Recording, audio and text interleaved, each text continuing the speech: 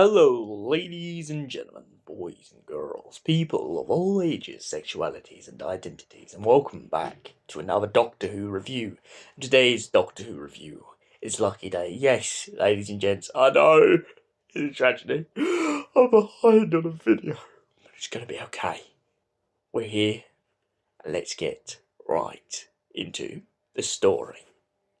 Our story starts with the Doctor and Belinda Chandri still aimlessly travelling through time and space trying to get Belinda back home when they land in the early 2000s on New Year's and discover a young boy watching them in an alley as they exit a police box. The Doctor pulls out a 50p coin and, of course, pulling this out, he calls it good luck. Belinda kind of sighs and starts asking him what's going on. Then she notices the little boy and she asks him what year it is. Upon realizing that it's only the early 2000s, she gets very frustrated. But the Doctor sees the positive side and gives the young man the 50p piece. He points out the fact that it's going to be a very, very lucky day for him. The boy snatches the coin out of the Doctor's hand and runs out into the crowd, who are all gathering around the London Eye as fireworks go off. The little boy goes up to his mum, talking about the Tardis and the police box, and all of that, but his mum shrugs it off as she drinks her alcohol and begins to forget her son is even there. Next thing we see is a young man who seems to be the same young man from earlier, and he's standing outside the police box as if he's been waiting for it all this time. He follows two strangers into a building and soon discovers exactly who they are. Doctor and Ruby Sunday are running around a store, being stalked by some sort of creature when the Doctor begins to make a monologue about how the fact that the creatures track people by leaving residue on them, and this allows them to hunt them down and kill and devour them. He then hands Ruby a very small vial and points out to her if she drinks it, it will stop the creature from sensing her, and the creature will no longer track her anymore. He also points out to her, very funnily, the fact that the vial should taste exactly like cotton candy, but by the reaction we see from Ruby Sunday in this episode, we can only imagine it most probably tasted so foul. The young man then watches them outside and takes a picture of Ruby before she goes back into the police box. After posting Ruby's picture online, Ruby meets up with the young man and he announces himself to be Conrad. Conrad is doing a podcast with Ruby Sunday about aliens and extraterrestrials, in which she goes on to discuss the creature called the Shriek.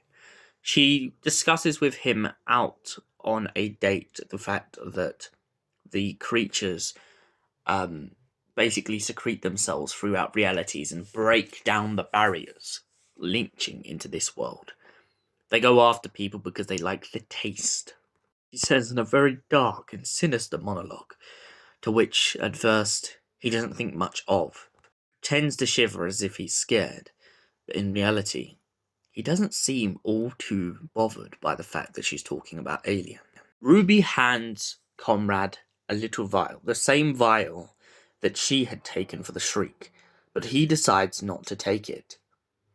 The pair of them go off into a village for a weekend getaway, just the pair of them, to meet a lot of Conrad's mates. But soon, nothing is as it seems, and the Shriek seem to have returned, hiding in the darkness, running around outside in the courtyard. Conrad tries to pretend to help Ruby by pointing out that it's just like her and the Doctor, and Ruby falls for this, as she's still traumatized from the events of Empire of Death, and is trying to live her normal life, even after already talking with Kate on the phone, and Kate trying to reassure her that maybe she's just overthinking it. Unit arrive on the scene, Kate, the captain, and Shirley, all ready to help out with the Shriek.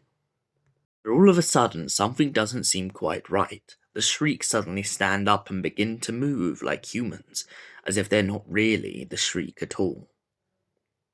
It turns out that it is a massive elaborate prank that Conrad has played on Ruby, not believing a word of what she said, not even believing in Unit, as he reveals himself to be part of an institution called Think Tank, a group of people who disbelieve in Unit and disbelieve in aliens in general. They don't believe that there are any Cybermen, Cigarettes, or even Daleks. They disbelieve all of it and believe it's an elaborate hoax created to scare the masses. Unit become very agitated by this, and Comrade begins to take the mick out of Kate and Shirley and the group for even turning up in the first place. Kate and Nat back away, not willing to fight against something that they know isn't worth their while. But they do try and protect Ruby, as they find out that she has been manipulated mentally and emotionally. Ruby gets taken to Unit after being given a safe house after Comrade absolutely destroys her life using social media as his outlet to spread fake news. He begins to mock and gyrate about the Doctor and everything about Unit's history, believing it all to be a fallacy and all to be made up. He breaks into Unit, even shooting one of his own men on the staircase just to get what he wants.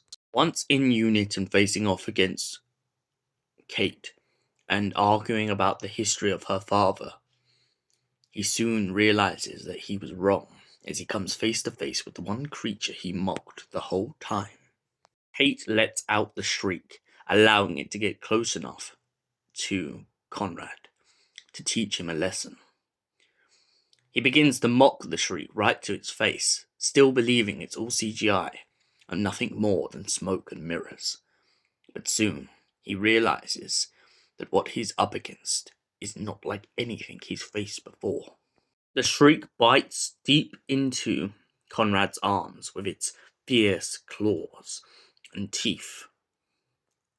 Ruby saves Conrad's life, allowing him to live, but letting Unit take him away to prison for breaking in and breaking all their rules. Once in prison, the Doctor turns up in his Tardis to confront Conrad for everything he's done, this being a younger version of the Doctor that still hasn't met Belinda Chandra. The Doctor points out that he's off out there saving the universe and saving the everyday person from the threats of the world and the universe. But most importantly, he's saving them from people like Conrad. The Doctor points out that Conrad is like a noise, an echoing noise that keeps getting on the Doctor's nerves. Something that the Doctor will never, ever put up with. He also mentions the fact that Conrad hurt a very dear friend of his, Ruby Sunday, and that he will never let him live it down.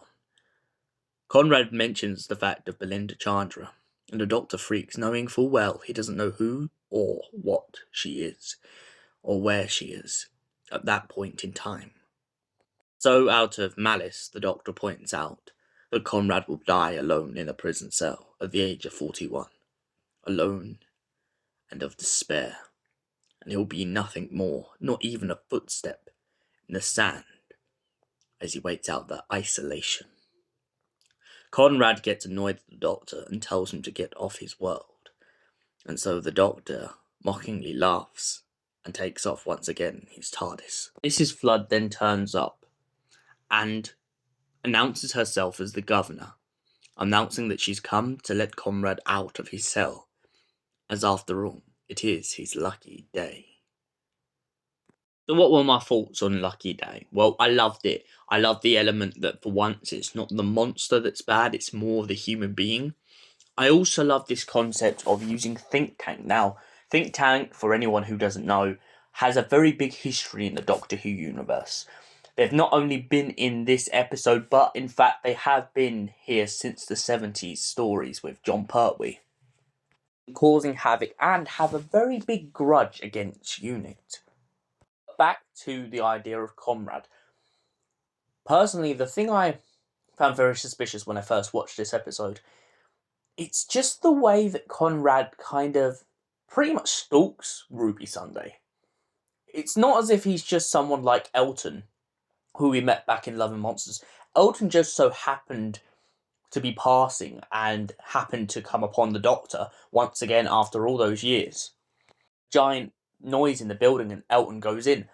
But Conrad, on the other hand, he was desperately looking for the Doctor here. It's like as if, as soon as he saw a police box, bang, I need to know. And then the way that he goes on to manipulate Ruby Sunday in this whole story, it really is the human horror element of everyday life. I mean, we've all been manipulated in one way or another, but that emotional manipulation is even worse. The way that comes across in this story is brilliant.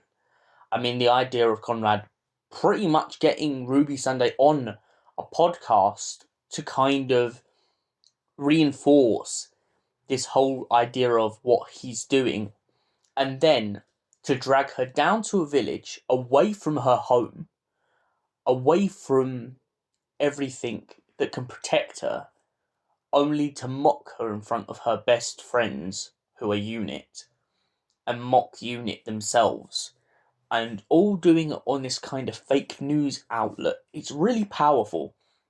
It also shows the elements in Doctor Who where you don't have to be destroyed by putting posters up and stuff like that. You can simply be destroyed by the power of the media.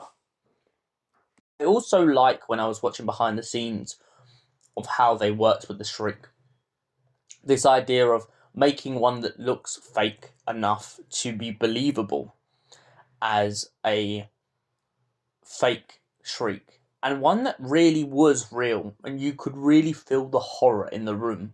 And that realization as well, minus the behind the scenes bit, the realization in Conrad's face that no, this monster does exist, and it has been locked up for good reason. So overall, I think this was a very strong story. I would even go as far to say that I think Lucky Day is, if not, one of the strong stories in this whole series so far. Just as good as The Well, just as good as Robot Revolution, just as good as just the stories in general, and for that reason, I have to give Lucky Day a solid 10 out of 10. It was brilliant. I felt emotionally connected to Ruby Sunday, and it was nice as well to see her life away from the TARDIS, to also see how traumatized, how she still hasn't coped with the events of Empire of Death. Thank you everyone for watching. We will see you in another Doctor Who review. Until then, goodbye. And an allons-y, you amazing, beautiful, / gorgeous Whovians. Goodbye.